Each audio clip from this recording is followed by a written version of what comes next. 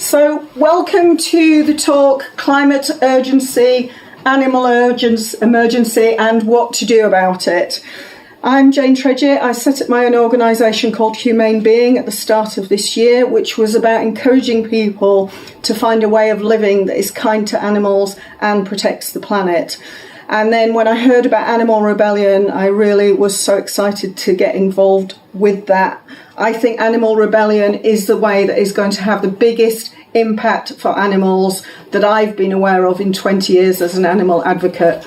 So when I heard about Animal Rebellion and I had the chance to be part of it, I had to sign up because I just really think it's going to make a huge difference to animals. The time is right. The time is right to unite and create a mass movement on the street, and the time is right to wake people up and get the government to take action about what's happening in the world and for the animals. I'm not a climate scientist, I'm just somebody who's really deeply worried and disturbed about what's happening in the world. So I'm not standing here as an expert in climate science, but we will be going through some of the background and some of the things that are happening. So I'm here because I believe Animal Rebellion can change things for the animals, and I think by joining with the mass movement of environmentalists, we can change things for the planet and for everybody's future. So I think it's a really exciting part of the journey to be where we are. So you've probably heard of Animal Rebellion or you wouldn't be here, but let me give you a little bit of a flavour and we'll come back and talk more about Animal Rebellion later. So Animal Rebellion is a mass volunteer movement that aims to bring an end to animal agriculture and fishing. It's going to halt mass extinction and minimise the risk of climate breakdown. Big asks. So in order to achieve that, we need thousands of people to get out on the street making a noise for the rebellion in October. And hopefully by the end of this talk, you'll feel inspired to join us to go and raise your voice for the voiceless animals that we all love so much and to protect the planet. Just in terms of an agenda, so we're going to start with a quick overview of where we are currently and how we've got there and the impacts of that. And then we'll break that down a little bit further. We'll look at the climate urgency and what's happening, the extinction of species, ecosystem collapse, and the impact of fishing and farming in all of those. Then more importantly, we'll have a look at what we can do about it. So the second half of the talk will be what we can do about it. We'll look at what Extinction Rebellion have already achieved, the fantastic successes that they've had, and what their approaches can offer to Animal Rebellion. And then we'll finish off by talking about how we can get involved. So the talk is about 90 minutes. It is fairly intense, but we make no apology for that because there's a lot of things happening and we think it's really important people understand what is happening out there and most importantly, what we can do about it in the next few weeks and forward on from there. Okay. So just in terms of an overview, I apologise it's not quite fitting on the screen properly, but this is where we are now. Are there any real environmental climate experts in the room? We've probably all got an awareness of some of this and we've been hearing aspects of it, but a lot of it is still not really out there and certainly not in a joined up way for us all to understand. So we've got intensive livestock farming and overfishing because the world's population just is too big for the planet to sustain what we do now. So that's leading to intensive livestock farming and overfishing. Deforestation, most of the deforestation is for cattle grazing, but also for logging and palm oil.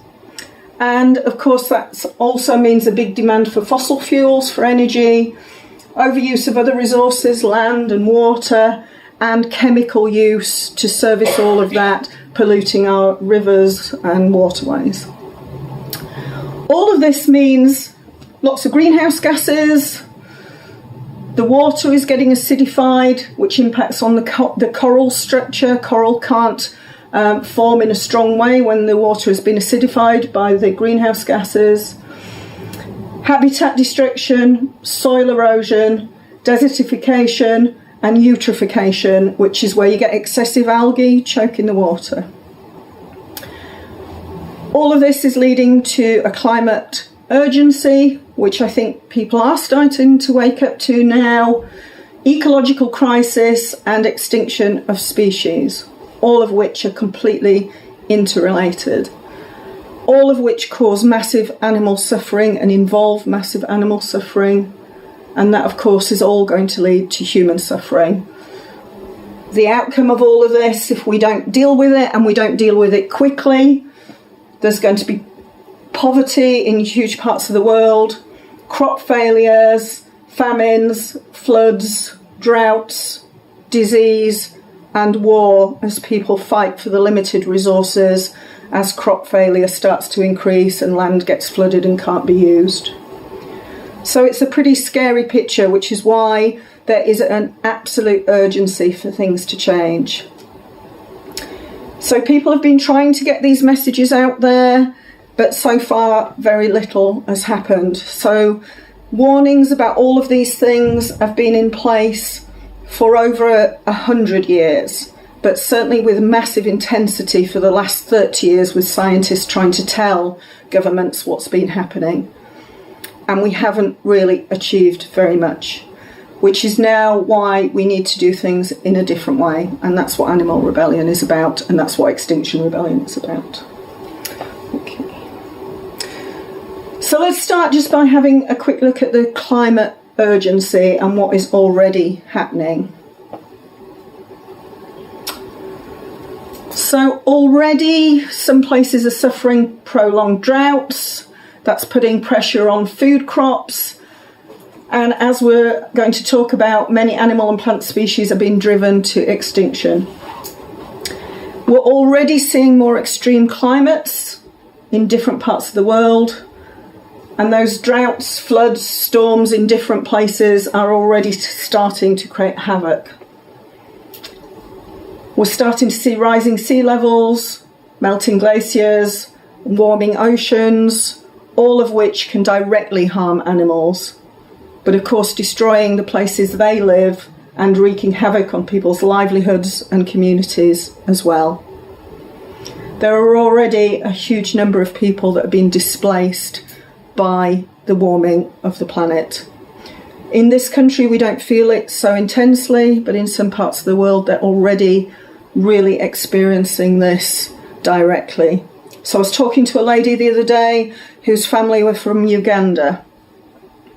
She was saying that in Uganda they rely quite heavily on cocoa as a crop, and her family are farmers of cocoa.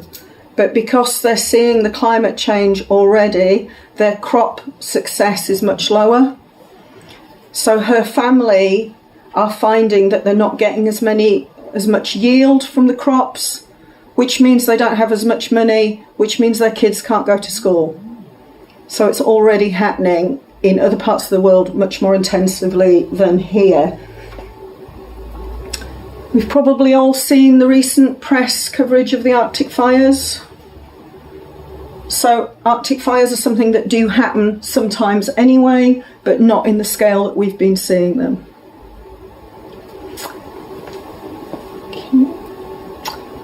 And people will argue, well, warming the planet is a natural thing as well. That happens, we get fluctuations. So the climate deniers will say, well, that's normal. And it is normal for there to be fluctuations. There is no doubt it's normal. You can see the graph that there are quite intensive fluctuations. But when you look at the trend overall, that is not normal. Our planet is warmer now than it has been at any point in the past 650,000 years.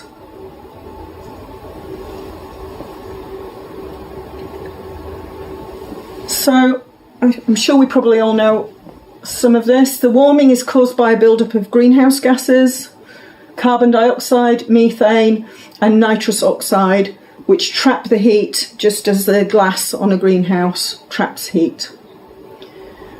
Humans predominantly are causing this. The science suggests 95% probability it's human caused.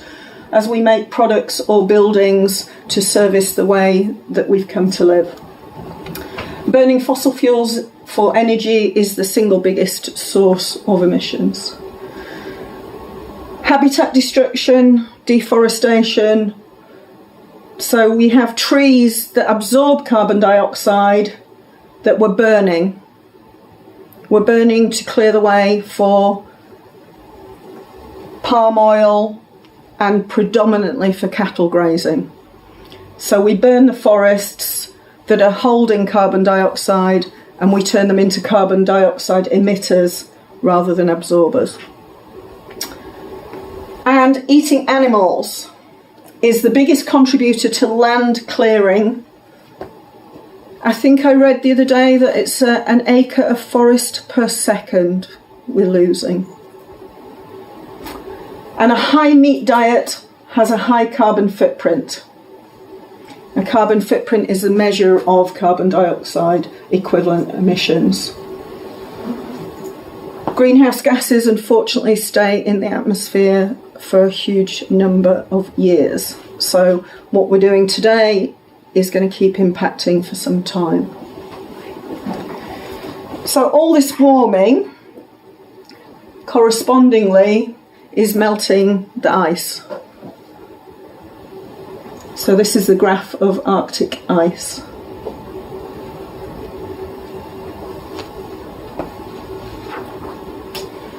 What that means is feedback loops as well. So as the ice melts, I don't think it takes any great stretch of imagination that shiny white ice reflects back heat. As the ice melts, we're replacing that with sea, which is dark and absorbs heat. So the more heat that gets absorbed, the more the ice melts. And so the feedback loop goes round. That particular one is called the albedo effect. And just that one will directly impact on polar bears, walruses, some seals and some seabirds as their habitat is destroyed by the melting ice. So there have been, I think, about 50, that's very difficult to see, but that's actually a map of the world behind there. There are about 50 of these feedback loops that have already been identified.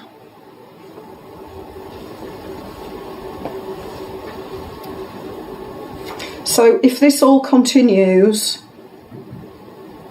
can we begin to imagine what the world will be like in 10 years' time? The whole way of life as we know it will have changed. The whole infrastructure of everything on the planet will change if the scientists' predictions are right.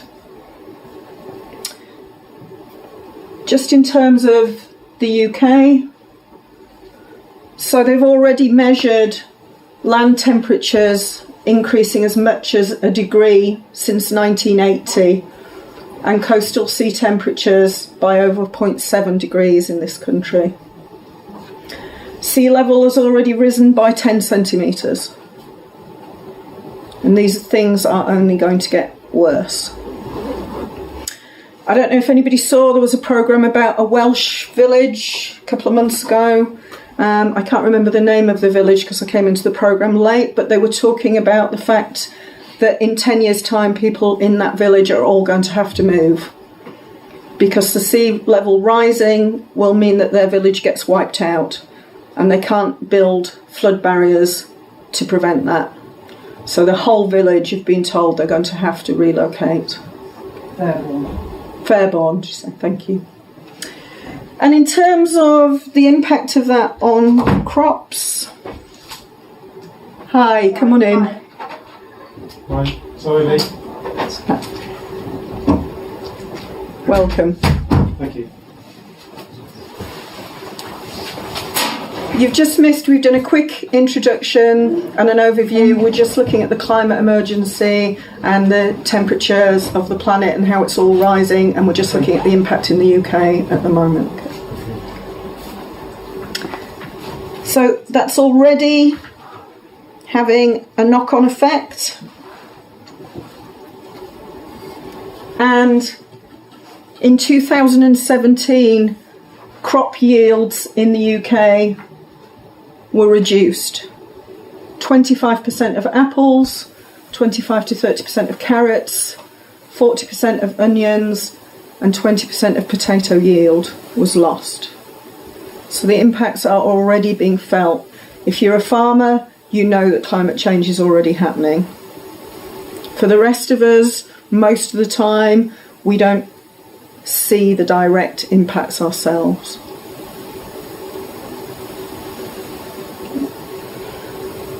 So, crop failure is going to be a huge factor for the UK as things continue. And they reckon that's going to be probably the biggest challenge for us in the UK. So that's where we are now. How much the planet continues to warm depends on actions we take today. According to the UK Committee on Climate Change, there is a window of about 12 to 18 months for us to get moving and do something. Start taking action. The Paris Agreement that some of you have probably heard of proposed a 2-degree rise cap. But insects, which of course we need for crop pollination, and plants are almost twice as likely to lose their habitat if the temperature gets to 2 degrees rather than 1.5. If we get to 2 degrees, 99% of coral would be lost. But if we cap it at 1.5, there's 10% of coral might survive, which is pretty scary. 25% of marine animals depend in some way on coral reefs. And very scarily, at the current level of commitments, the pledges that governments have made, which are still pledges in a lot of cases and not actions, would still take us to at least a 3-degree temperature rise.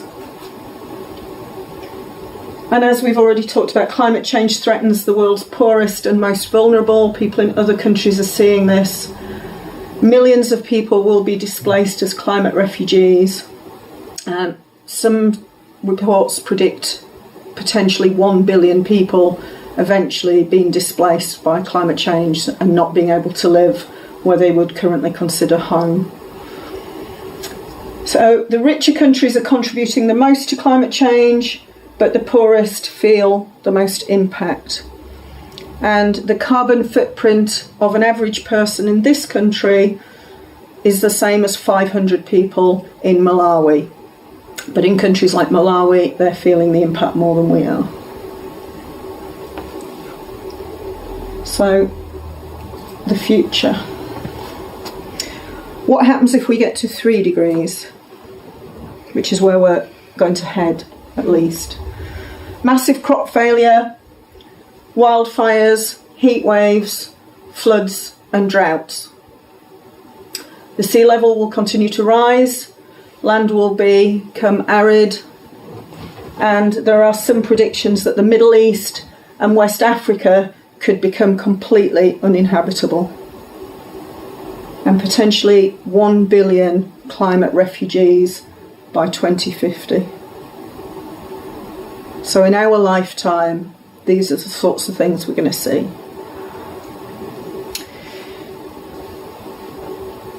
So these are some of the scientists warning us what will happen. Humans will go extinct if we don't fix climate change by 2023, says a Harvard scientist. Climate change could end human civilization by 2050, says the former head of the Australian military. UN Special Rapporteur says human rights may not survive. This is pretty scary stuff, and this is why there's an urgency for action.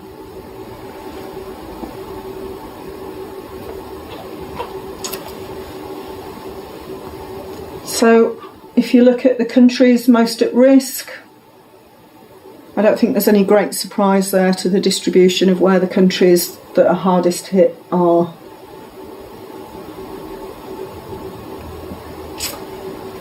But maybe I'm just being a complete panic merchant. I'm trying to spread fear. I'm exaggerating everything. That's what the climate deniers would say. Well, even if there's an element of truth to that, and it's not going to be as bad as a lot of scientists are predicting, there is something called the precautionary principle. The precautionary principle says if there's even some chance of something happening, we should be planning for it. We should be doing something about it. Not just sitting back and hoping it's all going to go away. If people were walking on top of a cliff and there was a slight risk that a couple of people might fall off the cliff, people would be putting notices up and building fences. Governments would be taking action, local councils would be taking action. That's not happening yet with climate change. There is some awareness, there's some awakening, there's some noises, but there is very little action, and the clock is ticking. We've got to get on with doing something about this. Okay, so let's move on to extinction of species.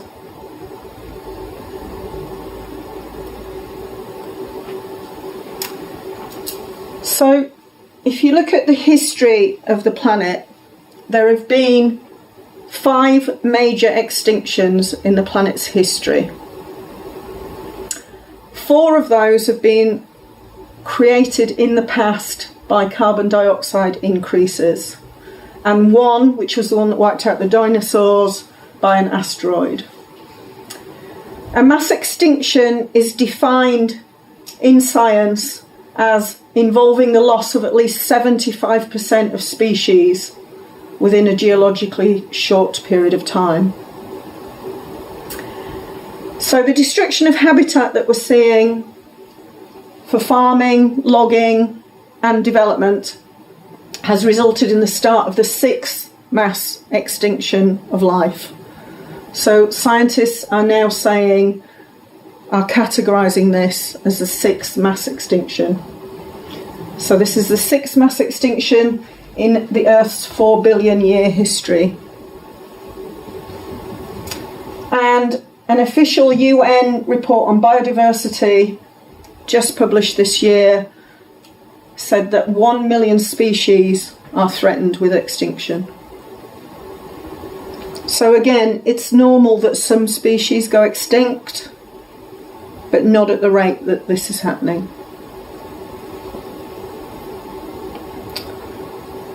So this is a red list. This is a species that have been recognised as potentially at risk of extinction. 40% of amphibians could be lost. 34% of conifers. 33% of reef corals. That's species. So we talked about actually it could be 99% of coral reefs disappear, but that's species of corals. 31% of sharks and rays species. 27% of selected crustaceans, which includes lobsters, freshwater crabs, freshwater crayfish and freshwater shrimps. 25% of mammals could go extinct, and 14% of birds.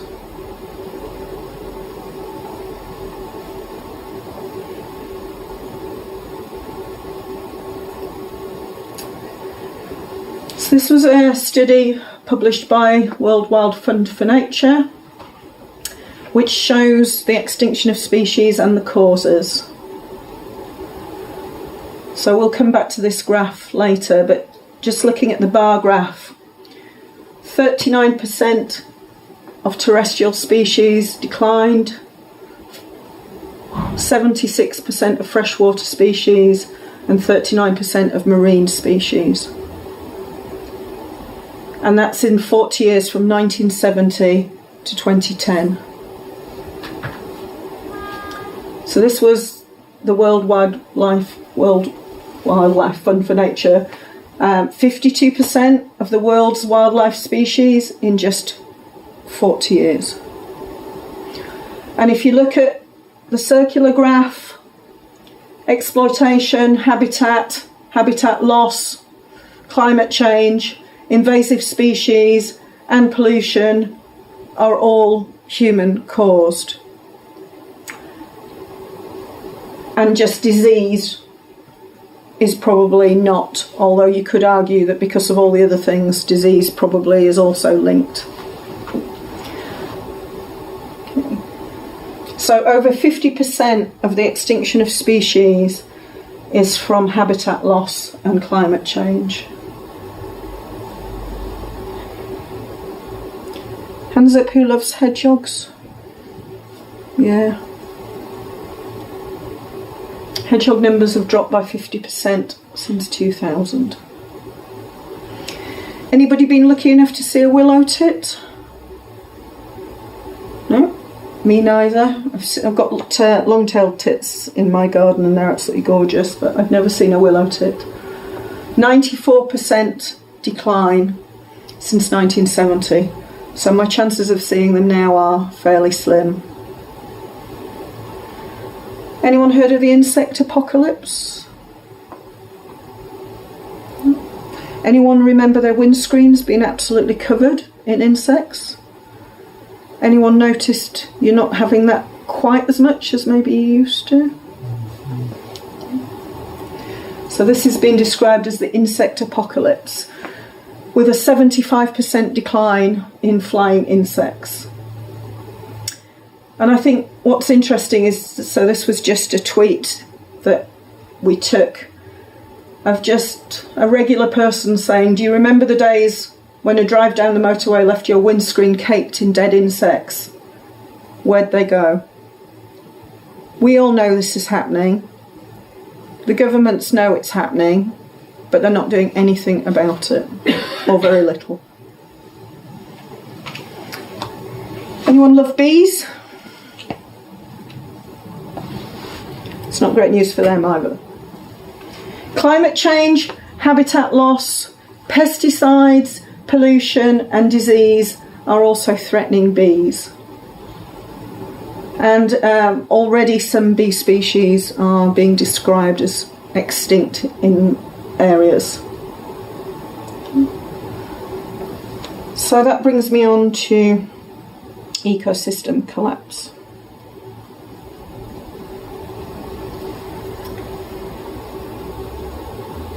So this is an official UN report, the IPBES, which has 130 member states, and its 2019 report shows that human actions have globally significantly altered 75% of the land-based environment on the planet and 66% of the marine environment. Over 33% of the world's land surface and nearly 75% of freshwater resources are now devoted to crop or livestock production. So just coming back to our bee and other pollinators. So a UN report states that a third of plant products that we eat and rely on are themselves dependent on pollination by bees, directly or indirectly. This includes potatoes, apples, cotton, vegetable cooking oils, and tea. And a lot of products that are used to feed farmed animals are also dependent on insect pollination. The insect apocalypse is going to have serious impact. So crop failure for humans in this country is going to be the biggest factor. So without pollinators, we wouldn't have tree fruits, apples, peaches, apricots, figs, pears, no grapefruits, no plums, no lemons, limes, or cherries. No avocados, no bananas, no melons, mangoes, papaya, tomatoes, grapes. No berries like strawberries, blueberries, blackberries, raspberries, cranberries will all be impacted. Almonds, cashew nuts and coconut rely on insect pollination. Coffee, tea plants and sugarcane. This is stark and very distressing, I think, for all of us. I think it's a really difficult thing to hear. But we really feel that everybody needs to hear this. People need to understand the truth. Hi. Absolutely. So you've just missed, we've been talking about what's happening with the planet. We've looked at climate change. We've looked at the extinction of species, and we're just talking about ecosystem collapse. And on this particular slide, we're talking about losing pollinators and the impact of that. So it's pretty stark and distressing when we hear all these things, but we're making no apology for trying to make people aware of what's happening, because if people aren't aware, they think everything's going to be okay, they think the government will take care of things, they think things are not going to be so bad, we're not going to be so motivated to do something about it. But if we understand the truth of the situation and how stark it is, it could and should be an important catalyst for us to look at doing something about it. So, just to have a look at the impact of farming and fishing on all of these.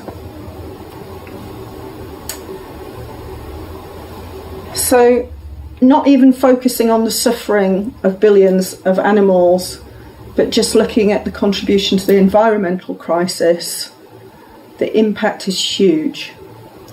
Factor in the animal suffering and things need to change. And quickly.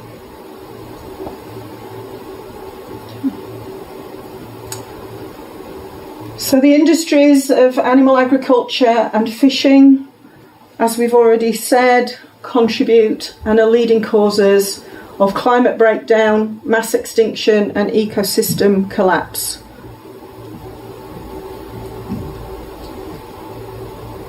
They're a cause of animal suffering on a mass scale, habitat destruction, land use, chemicals and pollutants, water use, eutrophication, the choking of the water, acidification, which impacts on the strength of corals, and greenhouse gases. So we're just going to take a look at each of those.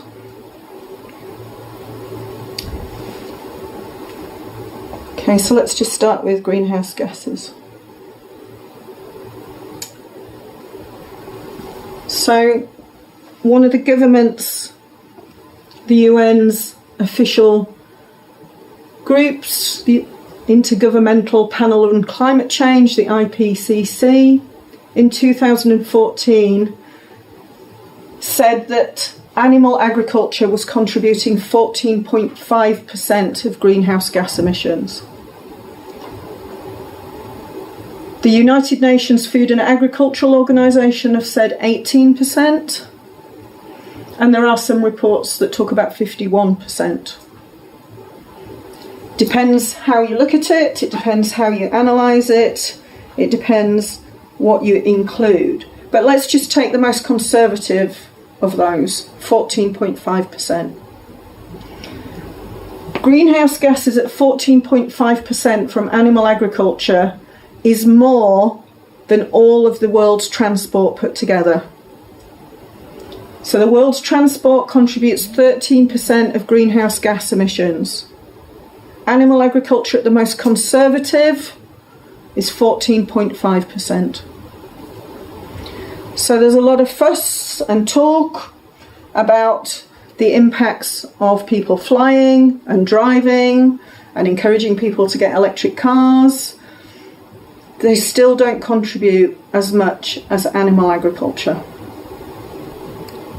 So animal agriculture is contributing to the planet warming on a huge scale.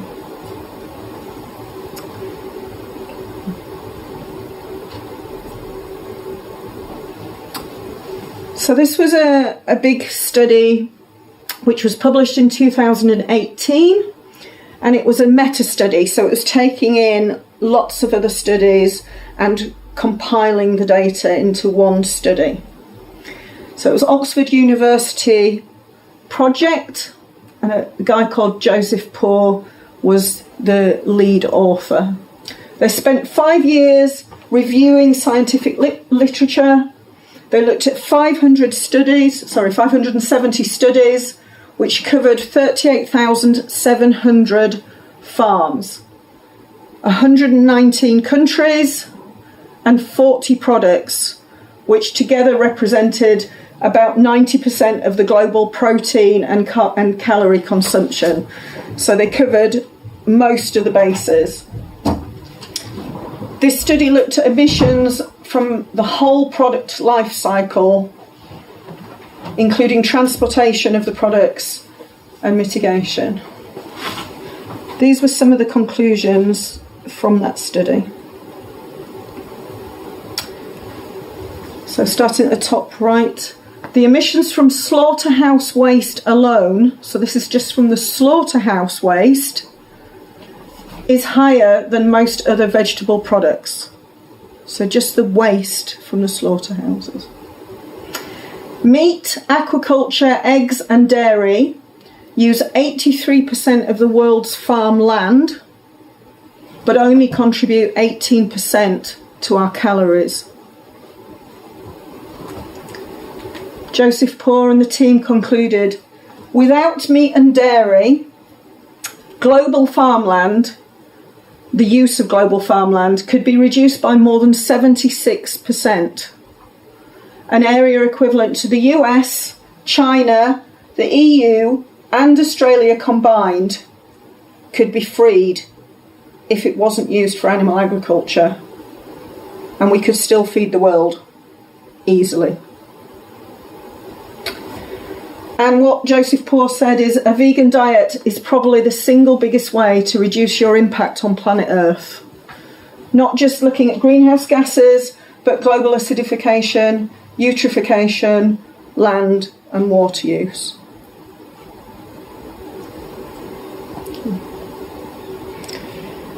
I think it's pretty scary stuff when you read these.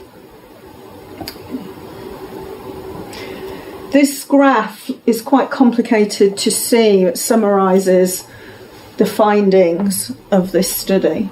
So if you look above the red line, that's all animal-based food products. If you look below the red line, it's plant-based food. Then down at the bottom, above and below the blue line, you've got cow's milk compared to soya milk. So what they looked at and summarised was greenhouse gas emissions in the dark blue left-hand column. So you can see beef, lamb, farmed prawns, dairy, cheese, pork, farmed fish, chicken and eggs are all significantly higher on greenhouse gas emissions than tofu, nuts, beans, peas. If you look at acidification, again, all the animal products are way higher than the vegetable plant-based products below the line. If you look at eutrophication and the choking of water, which is generally because of slurry going into the water, causing an overgrowth of algae, again, the light blue lines for the animal products are all higher than the light blue lines for the plant-based products. And if you look at land use, again, it's pretty conclusive when you see this on every level. The animal-based products are higher. If you look down at cow's milk and compare it to soy milk, it's way higher on greenhouse gas emissions. It's way higher on acidification of the oceans. It's way higher on eutrophication. And it's way higher on land use. We have to start acknowledging and recognising the contribution of animal agriculture and fishing to what is happening to our planet. The government needs to start recognising that. Okay.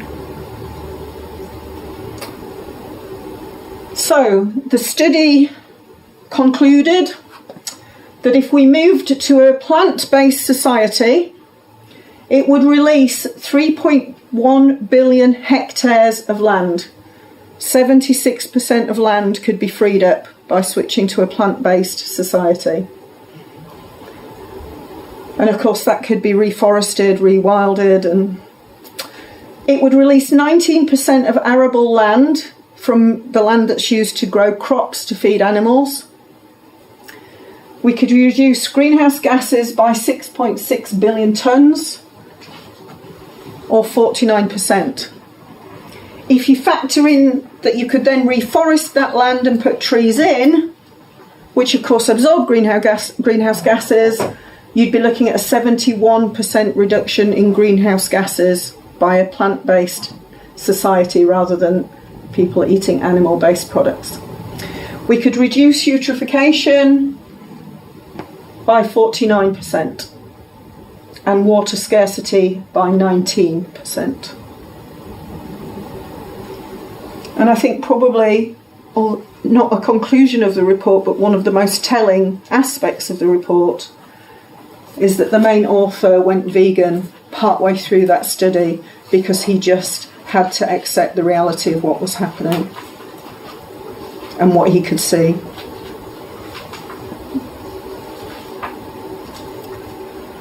So the other impacts of animal agriculture, it's a leading cause of species extinction, habitat destruction, ocean dead zones, and water pollution. Animal agriculture uses 34 to 76 trillion gallons of water annually. Fracking uses 70 to 140 billion, not trillion. So again, there's other reasons to be concerned about fracking. A lot of people talk about the water use. It's no comparison to the water that gets used for servicing animal agriculture. And animal agriculture is a massive contributor to deforestation, 67% directly related to animal agriculture, generally so that cattle can be grazed. And 91% of the Amazon rainforest destruction is for animal agriculture. Okay, so let's have a look at the contribution to habitat destruction. I think a lot of us have probably seen this awful video of this poor orangutan trying to fight the bulldozer that's demolishing its home. In a way, that's one of the lucky ones, because a lot of the forests are just burnt. So the suffering that must be caused in this scenario by displacement, but in the scenario of being burnt to death, so that people can clear the land, so that they can use it to grow, have cattle, space for cattle. So the worldwide orangutan population has halved in the past 60 years, and 55% of their habitat has been destroyed in the past 20 years.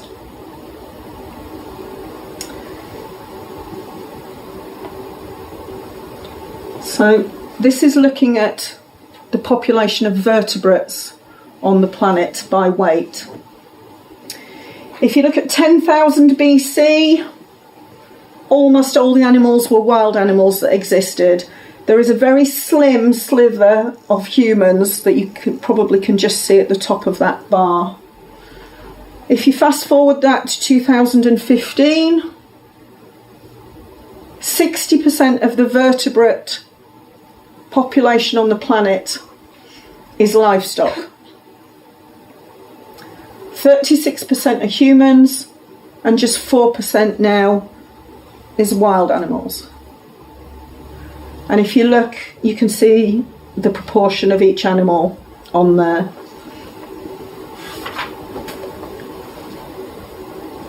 Just going back to the graph that we had before about habitat loss. So 44% of the extinction of species is because of habitat loss. And most of the reason for habitat loss is to claim the land for animal agriculture.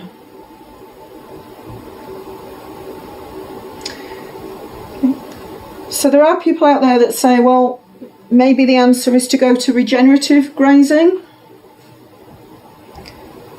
where cattle are put out on pasture and it's all natural and the land's replenished and that works fantastically, and that's our answer.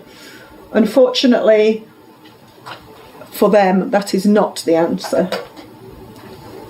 So it's one of those arguments that's put forward as the answer to everything, but international research has said that that is simply not true. Grass-fed livestock is not the way forward for the environment. Not even worrying about the animal issue, but for the environment, it is not the way forward.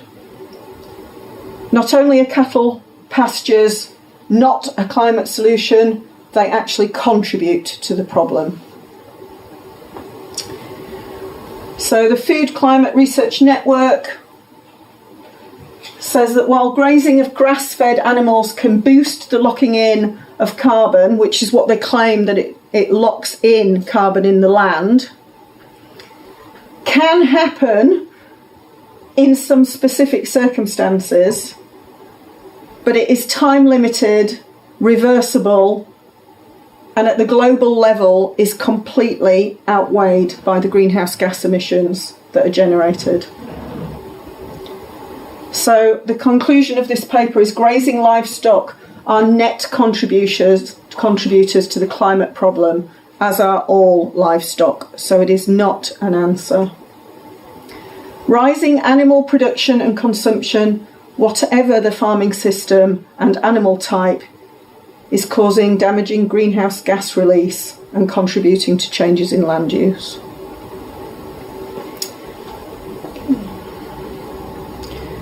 So, if we go down the route of regenerative grazing, eating meat, eating animals would only ever be a luxury of the rich. And as you can read there, nevertheless, grasslands simply cannot supply the global human population with the quantities of animal protein we currently eat. It's just not serviceable. You can't scale it. And the consumption of meat is growing. So if it can't service what people are eating now, there's no way it can service the growing requirement. To try and achieve that would trigger catastrophic land use change and higher greenhouse gases, which is most definitely what we don't need at the moment.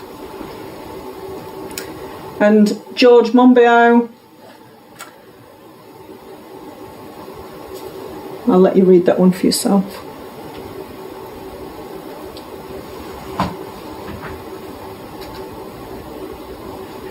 So he's very much about rewilding and returning the land so it can capture carbon, which isn't through regenerative grazing. Okay.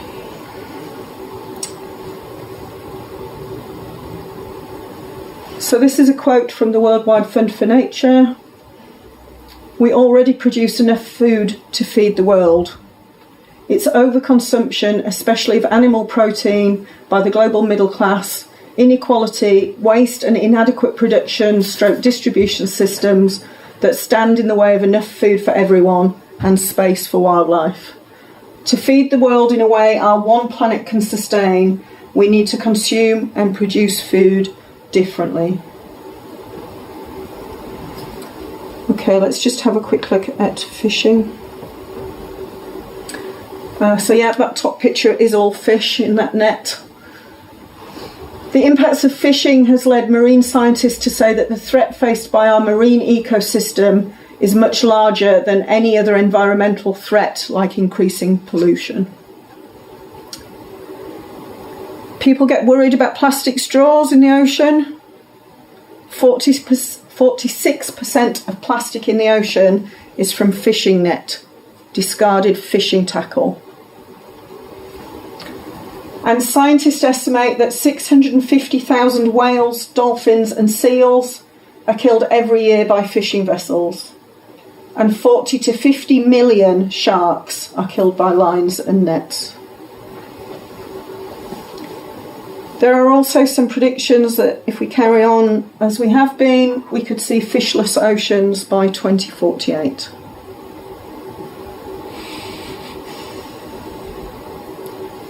Did you think you were coming for a fun night out tonight? Because it's awful, but it's important we understand, because it's important we understand how we can do something about it and why it's urgent we do something about it. Fish farming has increased rapidly to try and cope with the demand of people's requirements, and 49,000 fish escaped from salmon farms, as well as it being horrendously cruel. And again, going back to Joseph Poor, he said, the lowest impact aquaculture systems still exceed emissions of vegetable proteins. So even the best, most sustainable aquaculture is still worse than vegetables. The good news, if there is a slight glimmer of hope in all of this, is that at least now it's starting to be talked about, just briefly.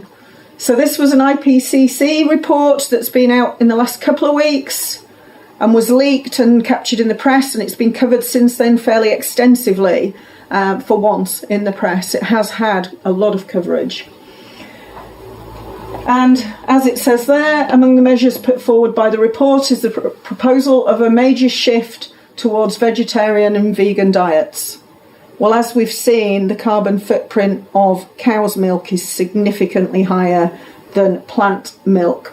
So even going vegetarian is not as powerful as going vegan. But it's a good step that they've made this claim, because that's a massive step for them to come out and say that. The consumption of healthy and sustainable diets, such as those based on coarse grains, pulses and vegetables, and nuts and seeds, presents major opportunities for reducing greenhouse gas emissions, the report says.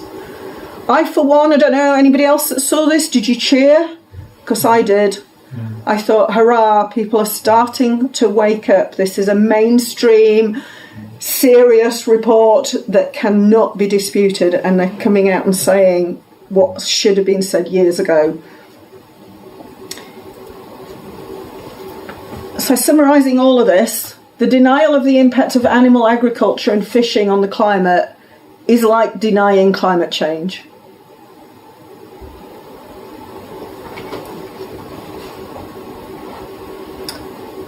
So let's just sort of reflect what that means for animals and the animal emergency that's underpinning all of this. 75 billion land animals a year are impacted. And I think that's a really scary statistic. Only 30% of birds that are on the planet are wild birds. 70% of birds on this planet are farmed birds. Scary, isn't it, when you see that? And the reason that I think that's scary is we don't see the farmed animals. But when you look at the statistic of 70% are farmed. That's pretty scary. 75 billion land animals, including pigs, kept in these sorts of conditions.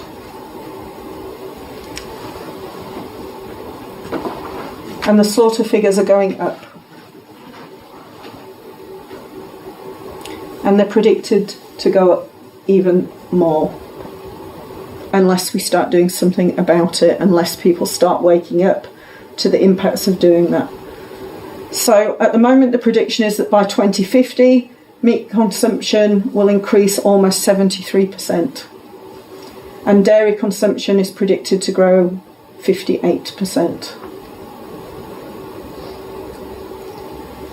And that's because of the growing population and also the fact that developing countries are starting to adopt the lifestyle that a lot of people in this country take for granted. Just thinking about those animals, all of those are individuals. All of those can feel pain, can suffer, have families that they're torn apart from. They're all individuals. Just going back to fishing. So that's the graph that shows fish that have been captured since the 1950s. It's kind of plateaued out a little bit now, not because people have particularly changed, but because some of the places simply cannot sustain the number of fish. And as we've already said, fish farming is starting to increase as well.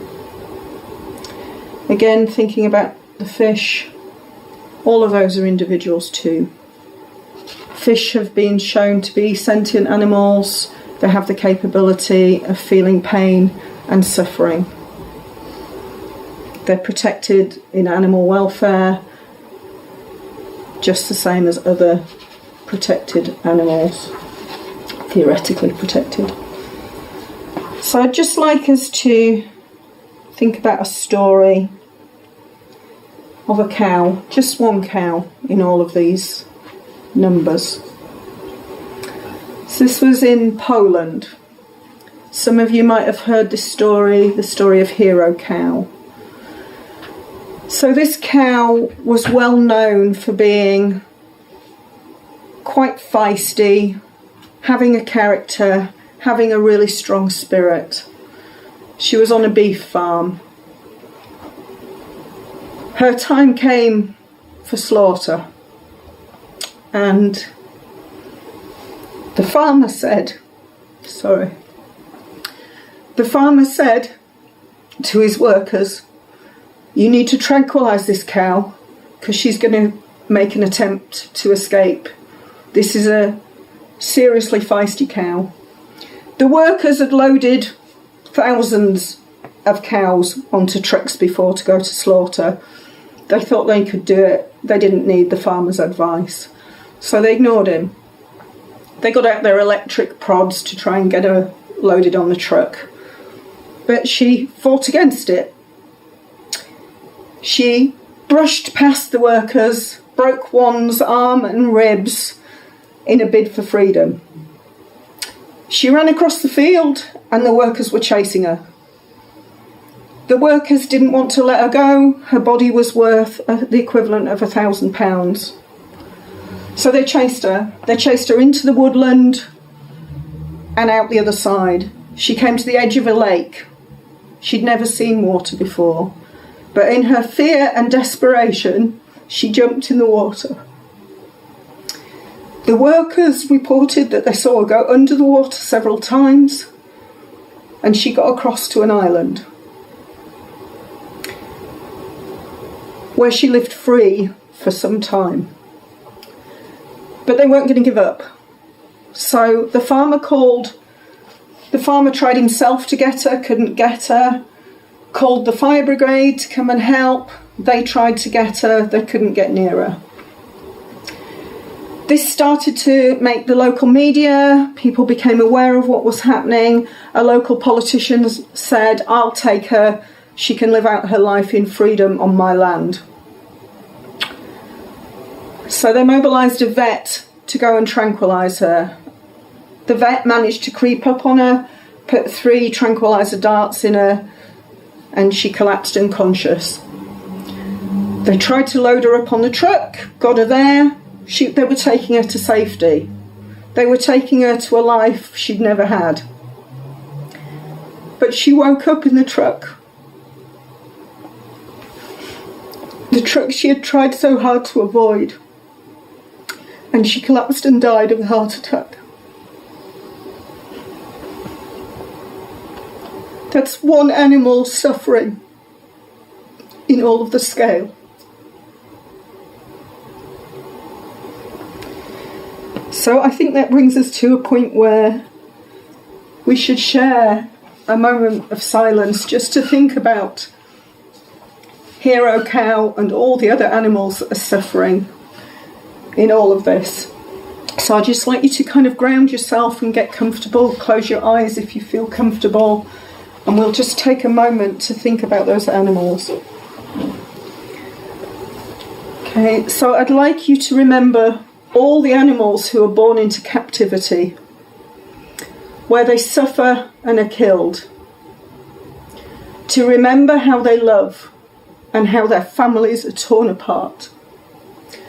To remember how they resist every day and fight back every day.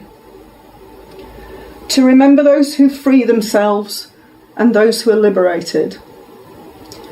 To remember all those big and small, on land and sea, as well as those who are invisible to us in our everyday, in our soils and in our homes. To remember those whose homes and habitats we invade and destroy.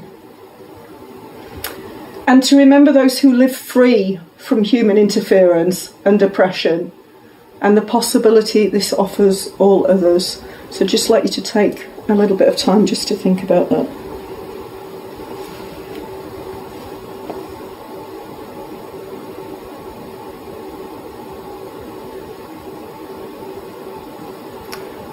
Okay, thank you.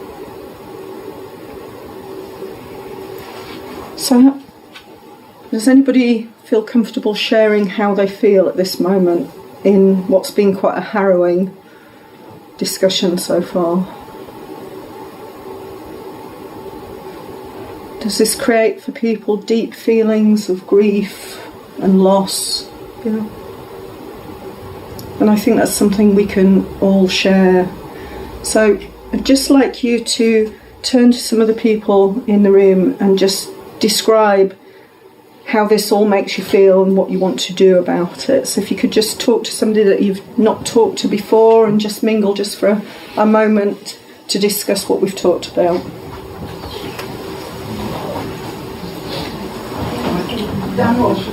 Chris. Hi, nice to meet you. Sorry? Well, I kind of knew a lot of animals, so just still overwhelmed. Continue to be overwhelmed. And frustrated. I'm trying to talk to people, trying to talk to family about it, and it's like break the wall. It's just, I don't know how to get through it. It's like as soon as you start talking about it, it's like the shutters come down.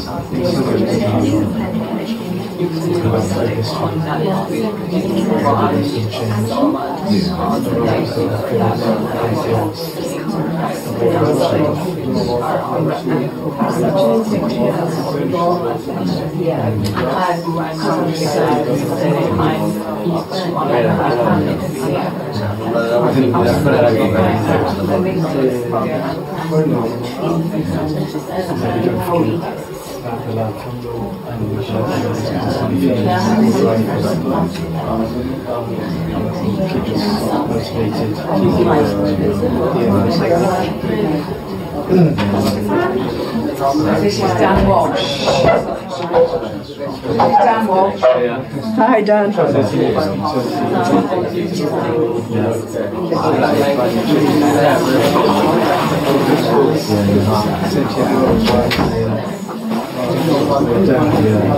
There's a part of me that just I'm just getting people to talk to each other, just because we've been through all the very harrowing science stuff. I learned, but I think I'm going to watch it tomorrow. So and my sister really makes it look good. Like I said, it's not stuff is noted all the time.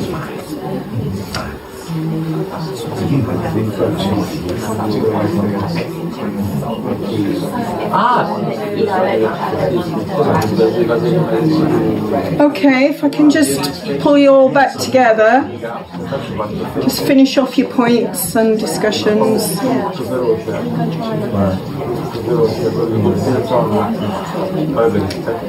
Okay, can I pull you all back together? To head back to where you were sat.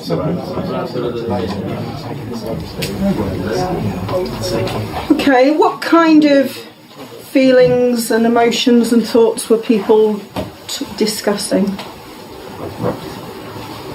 Feeling overwhelmed, continuing to absolutely. feel overwhelmed with it, and also feeling frustrated.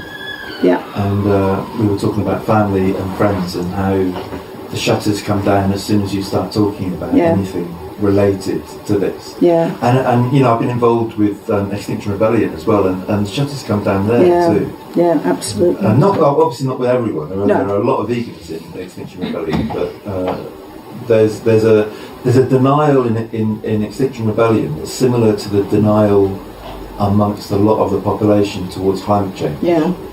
In Extinction Rebellion towards animal agriculture, and it's weird. Yeah.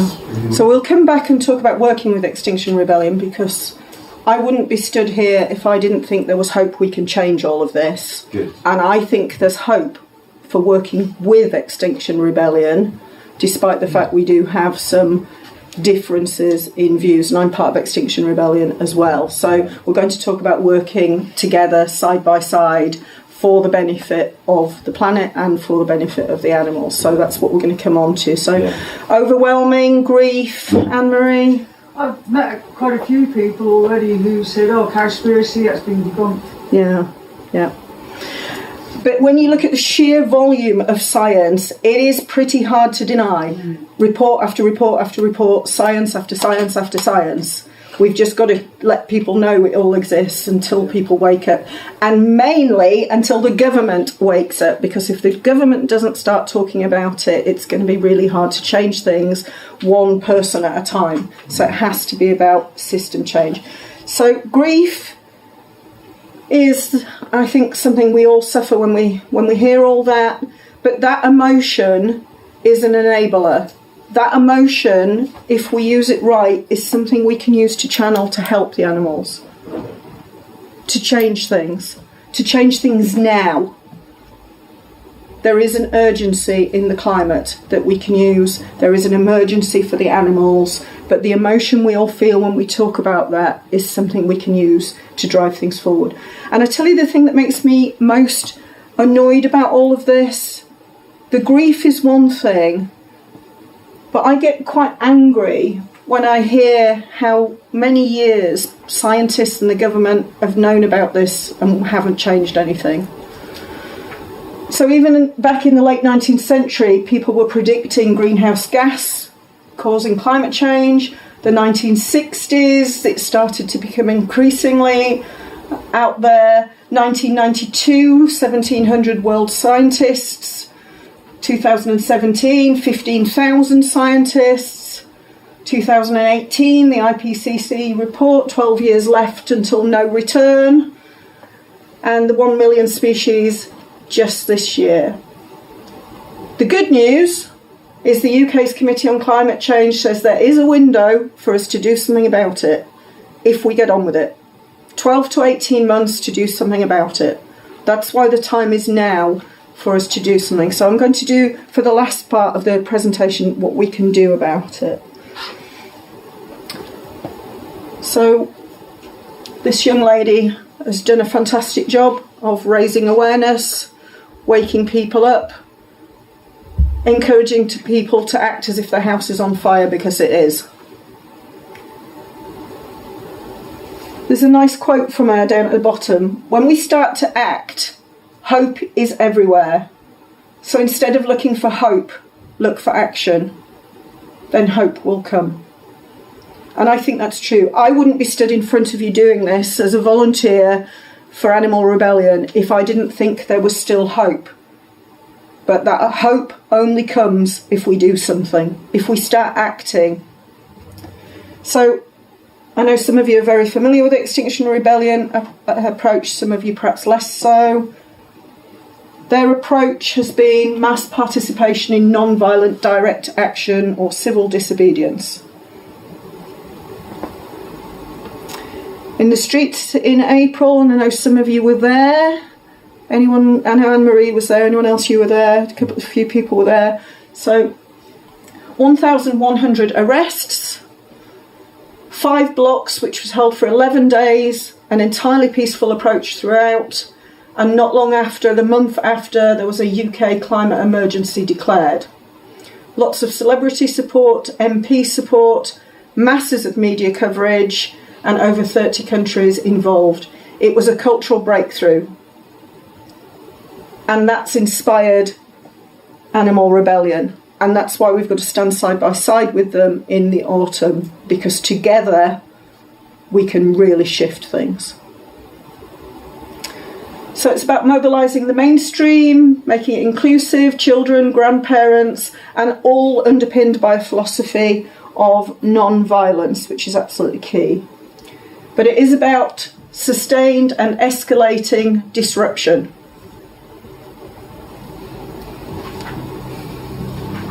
That disruption very much being underpinned by sacrifice.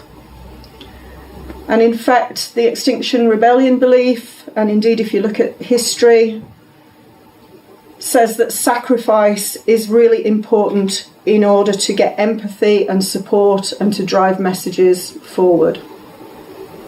And I think this picture just says all of that. So it's about clear demands focused on structural change, not on individual change. Getting the governments to wake up and take action, not on individual by individual changing. We haven't got time for that. This is about waking the governments up. So there are 3 demands: tell the truth, act now, and then beyond politics. So the government must start telling the truth about what's happening. They must start putting actions in place to get greenhouse gas emissions to net zero by 2025 and take an approach beyond politics to come up with the solutions using a citizens' assembly. Just having a look at successes in history that Extinction Rebellion have used to base all of their approaches on. Anyone shout out who else has used these sorts of approaches? Gandhi, yep. Okay. Martin Luther King, yep. Anyone else? The suffragettes. Suffragettes, absolutely. And in fact the anti-slavery movement as well. So all of those use the same tactics. We look back on all of those and see those people as heroes, world changers.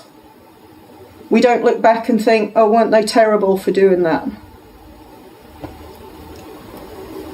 So Martin Luther King in the American Civil Rights Movement, Martin Luther King was arrested 29 times. Does anyone here see Martin Luther King as a criminal when they look back in history? Or do they see him as a hero? History reports the actions for their successors, regardless of the fact he was arrested in that process. So I think we probably all know about the civil rights movement, but there was a bus boycott, which was after Rosa Parks refused to give up her seat to a white man. So at that time, white people, black people had to sit in different places on the bus. She was sat in the black zone, which was at the back of the bus. A white guy got on. There were no spaces left in the white section on the bus, so he demanded that she stood up and got off the bus so he could sit down. She refused, was arrested, and that led to boycotts of the bus systems. As part of the American Civil Rights Movement, you had freedom riders riding the buses together, breaking the law by having blacks and whites riding together. And they would go to cafes and try and eat together and use restrooms they weren't met. All of that was illegal. And the Children's Crusade, which is inspirational, was a march by hundreds of school children. My understanding is they went into a building, came out of the building, got arrested. The next layer came out. As soon as they got released, they went to the back of the queue and joined again. And they just kept going and kept going and kept going. And again, the sympathy and the public awareness was huge. So Martin Luther King described non-violent direct action as a way of life for courageous people, that it seeks to win friendship and understanding, seeks to defeat injustice, not people, holds that suffering can educate and transform, and chooses love instead of hate. From Birmingham jail, where he was incarcerated, we who engage in non-violent direct action are not the creators of the tension. We merely bring to the surface the hidden tension that is already alive. We bring it out in the open where it can be seen and dealt with. So, anyone have concerns? Their friends, you've talked about friends not wanting to hear, not wanting to... People kind of think about the Extinction Rebellion approach as being a little bit, I'm not sure about that, and people are a bit negative about it, don't necessarily want to hear it. Anybody experience that? Yeah, okay. It's not a popularity contest, it's about being effective. And in the civil rights movement, 61% of people thought it was the wrong tactic. They disapproved of it. 61% of people disapproved of it, and 57% of people actually thought it would damage the case for equality. History proved them wrong. So Extinction Rebellion tactics, civil disobedience is not a popular route. That doesn't mean it's not an effective route. History has shown time and time and time again it is really effective. So that brings us on to animal rebellion, which has been inspired by the Extinction Rebellion approach. So this is the tension that you described in terms of Extinction Rebellion not talking about animal agriculture, and that's why we need Animal Rebellion to focus on that message and bring that message to the table alongside Extinction Rebellion and the messages that they're bringing. We just have to get people to face up to the government, to face up to actions need to be taken to encourage people to end animal farming and fishing and move to a sustainable and just plant-based food system. And that's our job. The origins of Animal Rebellion. We're very lucky we've got Dan here, who's, I think it's your baby, I think of it as your baby, which is, so Dan can maybe tell this better than I can. Do you want to give us the history? Save me yakking for 1 minute. I can do. Yeah, come and give us the history.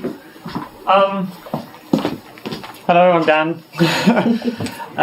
So the history of Animal Rebellion. I'm part of a group called Animal Think Tank, and for the last few years we've been researching into how to build mass movements for animal liberation. I've known the Extinction Rebellion people for quite a while. We saw them as build Extinction Rebellion into the beautiful thing that it is today. Conversations started forming around the potential of a movement of movements where we can come together and different social movements can come to benefit one another. That conversation kind of died off for a while until Extinction Rebellion activist really decided she wanted to start bringing animal agriculture to the table. That led to that conversation coming back up again, which one meeting very quickly turned into a meeting with 10 animal NGOs, organisations, charities, where people were extremely excited by the prospect of animal rebellion. It was just accidentally we found ourselves into a room. People heard about it and wanted to come and listen.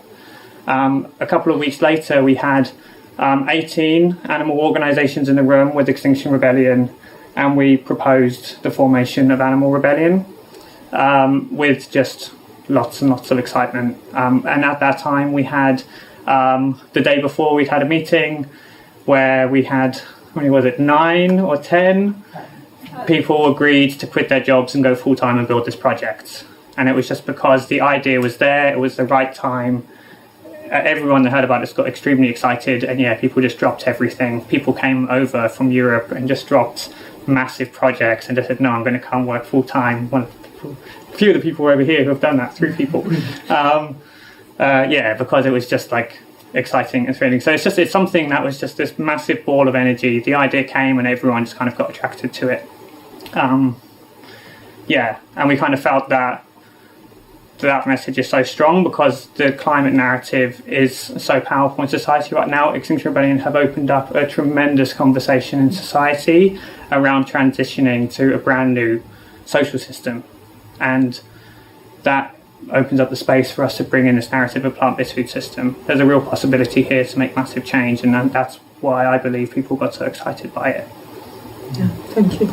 Cheers. And I'm one of those people that got excited by it. I've been an animal advocate for 20 years. When I heard about Animal Rebellion, it just felt like the time is right. We can do this. We can make a change. There's a huge amount of pressure in terms of the climate change message. If we can get environmentalists and the animal advocates together, shouting together in a peaceful way to wake people up, what we can achieve is just hope for the animals, hope for the planet. And it's just amazing to be kind of part of this journey. And I hope you will all feel the same way and want to join us on that journey. So we really want you to come and help us with this. It's a volunteer movement. It's a mass volunteer movement. That means we need lots of volunteers to come and help us do it. We really want to end animal agriculture and fishing. And this is the best chance we've had ever, I think, to do that. We want to get 10,000 people on the streets under Animal Rebellion alone in October to unite with the other people on the streets. So there'll be Extinction Rebellion, Mothers Against Climate Change, anti-fracking groups. If we can get those sorts of numbers on the street, people are going to have to listen. So October the 7th is when it will begin. So the Animal Rebellion's message is we've got to look at the climate emergency. The policymakers have to incorporate those messages. And it's about working together to form a movement of movements.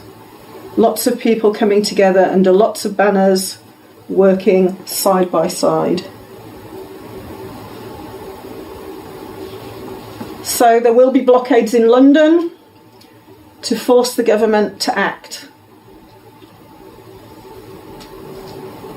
Sounds like a big number, but there are some serious players in this who are really confident we can get 10,000 people out in the streets.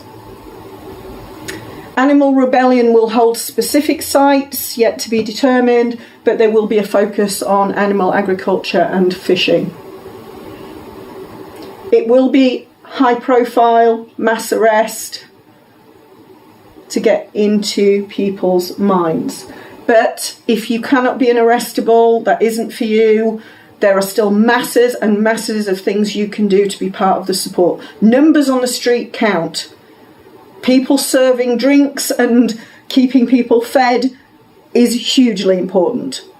We want arrestables. I'm 52 years old. I've had 3 points on my driving licence my entire life. And I've been such a goody two-shoes. I feel like Sandra Dee from Greece. But I've signed up to be an arrestable for this, for the animals, because I can, because I run my own business, I can do it. Each person must take their own choice in that, but the more people who can sign up to being arrestable, the more people who are out there taking the frontline actions, the more the government has to wake up. But please, nobody must feel that they have to do that. If you can be there supporting those of us that are in a position to be arrestable, come and join us. Because I need somebody to hold my phone and bring me some water and do some stuff. And, because I've never done this thing. I've never even slept in a tent. And I'm going to be 2 weeks in a tent in London. So, okay. So two key objectives: stopping climate breakdown, mass extinction and ecosystem collapse. Just small goals we're setting ourselves, but we believe we can do it. This is a time of urgency. Movements have to put their differences to one side and work together. And we want to end animal farming and fishing, transitioning to a sustainable and just plant-based food system. Anybody in the room think those are really good goals to be working to and would like us to achieve those? Yeah, me too. Okay. So this is the plan. As Dan said, there was the meeting with 18 animal justice organisations. The launch is tomorrow. Who's going to the march tomorrow? The Animal Rights March, yeah. So the official launch is tomorrow. Then we're going to be travelling around the country giving these talks, promoting animal rebellion, training people in the methods of NVDA. So we're going to try and get as many people trained up before October as we can, so people understand the philosophies of non-violence. Then we'll have some non-violent actions leading up to the rebellion, 2 weeks in London, and then hopefully the government will be listening and we can start negotiating. If not, we'll just do it all over again until they do. And if they don't listen the second time, we'll do it a third time. So at some point, they have to just listen, and that's just the way it's got to be. So, one of us is a whisper, unless you're like me and you've got a really loud voice. One action can be ignored. We get all together, we are a shout. We are the voice for the animals, and we can make life better. We can make the planet better.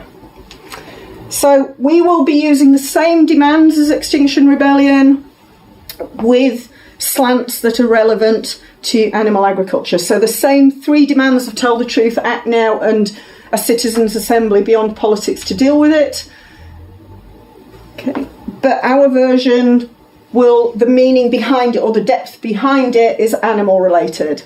So telling the truth includes declaring that the industries of animal farming and fishing are leading contributors to climate breakdown and ecosystem collapse. And we also think the government should be communicating the urgent need to transition to a sustainable and just plant-based food system. Demand 2, act now. We're not going to reach net zero carbon if we don't include animal agriculture actions within that, and fishing. And demand 3, the Citizens' Assembly the same, but it will also have the mandate to discuss and power to legislate for the transition to a sustainable and just plant-based food system. All makes sense to everyone? So this is the interesting question. How can we be on the streets with those we disagree with? We're going to have to bite our tongues, treat each other with love and respect, and focus on what unites us, not what divides us. We have to be open and accept we have things to learn too. Not be pushing the vegan message, but letting it come naturally. And we stand side by side in solidarity. So we help them, they help us. That opens up an opportunity for us to engage with them and have dialogue. The principles and values. So if you stick to these, anyone can take action in the name of animal rebellion. So we're an anti-speciesist movement that has a shared vision of change, creating a world that protects beings of all species for generations to come. We set our mission on what's necessary, so there are some theories about 3.5% of the population getting out on the streets. Change is inevitable. It's been done with a lot less, but that's a good figure for us to aim for. So we're going to keep going until we get 3.5% of the population out there. And we're going to grow, and we're going to grow, and we're going to grow until the government listens. Value 3, we need a regenerative culture, which is healthy, resilient. We appreciate that taking these sorts of actions is quite challenging and stressful, so we need to be able to recharge. None of us are any good for the animals if we're burnt out. We openly challenge ourselves and our toxic system, leaving our comfort zones, working in alliance with multiple movements, and taking action for change.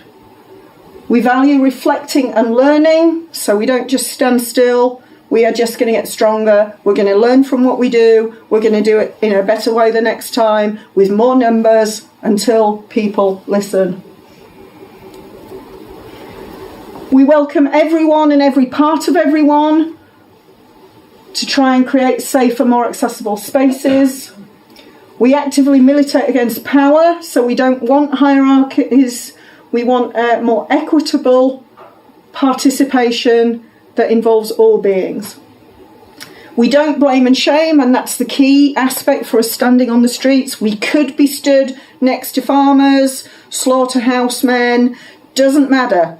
We've got to stay united in what we're there to achieve, and we stay united in the demands for the government to take action.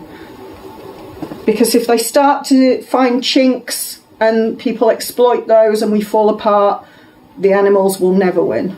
So we absolutely must not be naming, blaming, shaming anybody that we're stood near. We're a non-violent network, so everything is about non-violence. No weapons, no drugs, no alcohol. And we're based on autonomy and decentralisation. So, this is how you can help. Please come to an NVDA training session and learn about what this action means, how it works, how we can apply the techniques of Gandhi, Martin Luther King to help the animals. So Binny was on the training day today. Was it useful, helpful? Very useful. Yeah.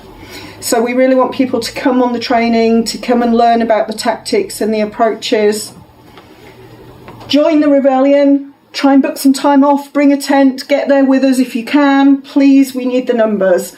The sooner we get the numbers, the sooner things will change. Get arrested if you can, but no blame or shame for those of you that can't. Quit your job, join, volunteer if you can, or volunteer part-time. If you can't do that, then at least please help us spread the word of what we're trying to achieve. The sooner we spread the word, the sooner things start to happen. Start or join a local group. So I've started one up in Hull, and I think we've come up with the best slogan, so I dare anyone else to come up with one just as good as that. No bull in Hull. Thank you very much. So we want local groups, because local groups are the best way to work together, to find like-minded people, to start driving, to get a whole coach load of people coming down from the same area, down to the streets on London. So if you can do that, we'd really appreciate you starting local groups, and volunteering in any way you can would be absolutely fantastic, and donating in any way that you can. So I've got some sheets with me that we'd really like everyone here just to sign up on, if you wouldn't mind, even if you don't tick any of the boxes, just so we've got a record of who's been. What we're asking you on the form, just so we've got an idea of numbers, is are you going to join us on the 7th of October? Are you an arrestable? Because again, it's useful for us just to know those sorts of figures. If you'd like a general volunteer form with lots of opportunities to get involved and help us, please tick that box. If you're interested in rolling this talk out to raise awareness, we'd love to hear from you and get you added onto a database for that. If you'd like to help us deliver training in NVDA techniques, again, we really need people for that. And all sorts of other roles down as well. So the general volunteer form covers everything else and will be sent out to you. So if people can just pass those around, please fill one in before you go. It would be really helpful for us to have that information. If any of you are a bit worried about putting your details on a form that people can see, just ask me for a separate one. Because GDPR says we have to protect your data carefully. So if you don't want it just on a general list, then ask me for a separate sheet so yours is private. Okay. All right, so that's as far as I'm concerned. We've got time for questions. I just want to leave us with one final thought. The clock is ticking. We've seen that. The planet and animals need our help now. This is the most exciting opportunity to help animals, and it's also essential for sorting out what's happening on the planet. So we just really hope you'll join us October the 7th and beyond. Thank you for listening.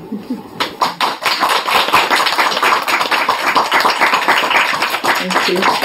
Any questions? We've got a little bit of time for questions, and we did start a little bit late, but... I haven't got a question, but I'd really like to mention that bit about the 15% if you've got time. Yeah, go for it, Anne-Marie.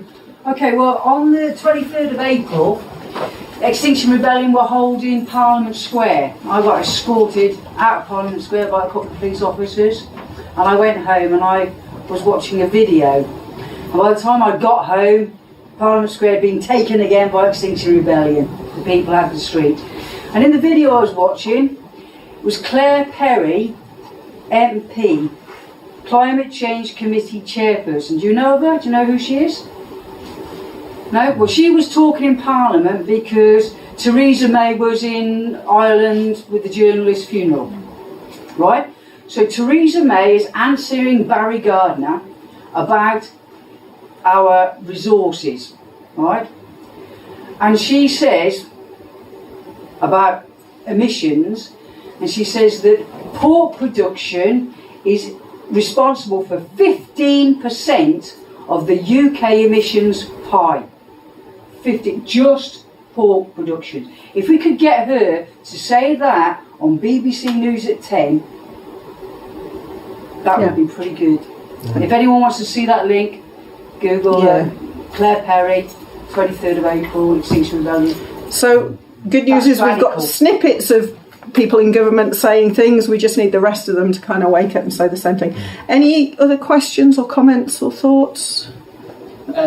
So I'm obviously involved with XR as well. Yeah, great. I'm quite heavily involved with my local group in a coordinating role. So I'd really love to get involved with this, but I'm worried that I might not have the time to sort of do both things. But is there a way that I can sort of support it without, directly? Yeah, I think you can support it by saying we need both, and we need to get both out on the street, and if I can help coordinate both and keep a link to both and keep those communication channels flowing, I think that's going to be really key, so that we get round the concerns that potentially both parties have. Is we need more. I'm in Extinction Rebellion as well, but I'll take a more active role in Animal Rebellion, because I think it's quite difficult to do a really active role and be in two places at the same time. But I think we need people to say how important it is that we have both and that we work together. And we are deliberately aligning ourselves, although we're separate, we are deliberately aligning ourselves to the core principles and the demands, the Rebel Agreement, that is all part of XR. So the cultures are going to be the same, as much as we can keep the same. So I think, unless Dan's got anything to add to that about somebody's wearing both hats of XR and Animal Rebellion and how we could use that. No, I just think that's wonderful. I mean, that dialogue to be happening between different communities on the local level to bring people together, because there will be nervousness around this. And we're coming to this in a place where we really want to work together, we're expressing that solidarity, and that solidarity is being expressed back. We now have a official agreement with Extinction Rebellion that we are working together. We're figuring out how we're going to be integrating the back office functions during the rebellion, and how we're going to be coordinating the sites together. So it's this is happening. So it's just let's just maintain that communication between the two. It'd be lovely. I mean, to be honest, if we get 20,000 people out on the street, and some are XR and some are, who cares? Let's get out on the street, and let's start waking people up. So I appreciate the dilemma. I think what you can do is encourage people and tell people what we're about and what we're trying to achieve. And there may be people who are reluctant to come to XR but would come to Animal Rebellion, and vice versa. We should be sending people who want to go to XR, go. If Animal Rebellion isn't for you, go there. So let's keep that. If we keep that communication going at a local level, those concerns and reservations people have got can hopefully be diminished. Extinction Rebellion has been concentrating from the beginning really on fossil fuels. But at the same time, the scientists have come out and said you cannot radically cut fossil fuel consumption because of the dimming of the sun that's caused by the coal dust that's up there. So we can't radically remove that. And the IPCC says we must radically do something by 2020. We're 6 months away from 2020. This is something we can radically do. We can radically reduce just pork production 15%. We can radically reduce emissions by stopping animal and fishing production in this country. Radically. I would say on that note, even something as small as ensuring the venues that you use for XR in your local area are available for Animal Rebellion, or contacts. They all help. Yeah, because we're just starting off. We're playing catch up a little bit. So the stuff that XR are already on, like free local venues and places to hold training, and and also let's try and kind of encourage. If people can't come on an Animal Rebellion NVDA, then at least let's get them on an XR NVDA, so they're ready for action, and vice versa. So just on that note, are the NVDAs more or less the same? Yes, okay. They're based on the XR. It's just got a little bit about Animal Rebellion in it, so that's the only difference really. I mean, there's a few subtleties in terms of I might have written an exercise differently to how somebody else has, but the messages are the same and the approach is the same, and it covers the same sort of topics. So I've based it on the XR timetable and script. Anyone else want to say anything? No? Okay. I'll just add another thing. Of course. That statistic, I can't remember the exact statistic, but about the amount of land that could be freed up. 76%. Yeah, and that combined with the need to rewild and reforest. I mean, just that alone, if more people were aware of that within the environmental movement, it's just a no-brainer. Yeah, absolutely. It is a complete no-brainer that we should be rewilding, putting trees back in, not using the space for animal agriculture. Absolutely a no-brainer.